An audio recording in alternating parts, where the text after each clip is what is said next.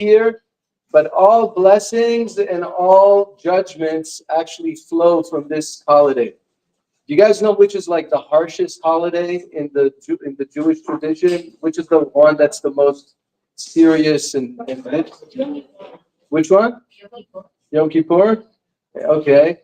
Actually, it's Rosh Hashanah, because people think that because you're fasting on Yom Kippur that it's like this is where you confessing.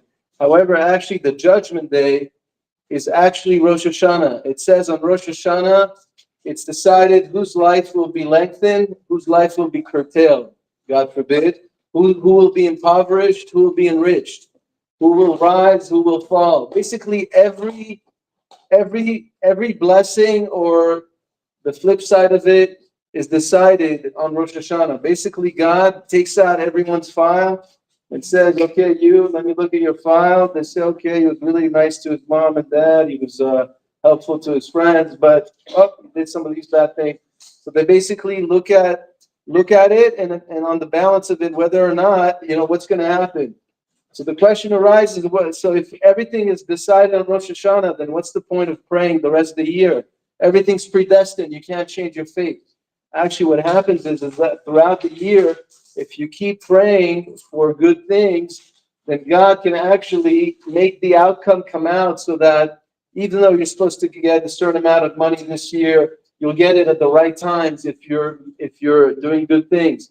But if you're not doing such good things, the money will come to you the same amount, but not when you need it.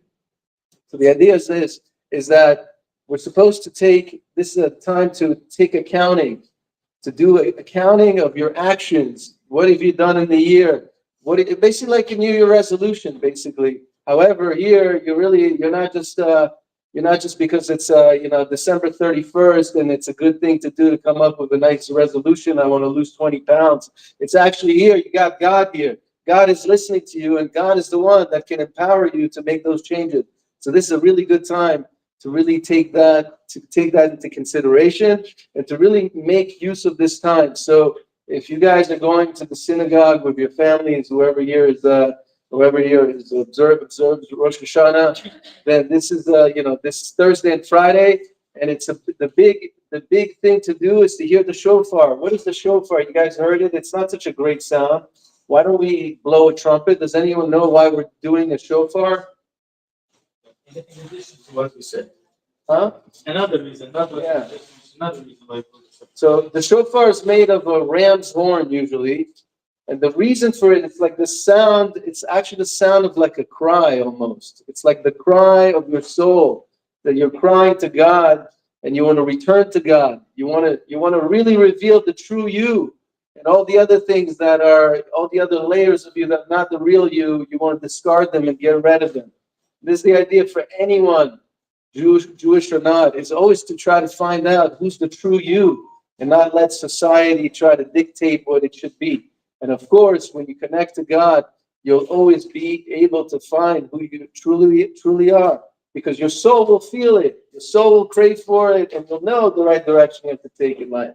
So that's something to do with the shofar. Another thing we do on Rosh Hashanah is we only eat sweet foods so that we can have a happy and healthy new year. You guys know that there's a custom with the apple? Do you guys know what you're supposed to dip the apple with? Why is that? Why honey? Why not sugar? Why? Well, why honey? Why not whipped cream? Why not what? So where does honey come from? Obviously, it comes from bees. The whole idea is that what does a bee do? A bee can sting you.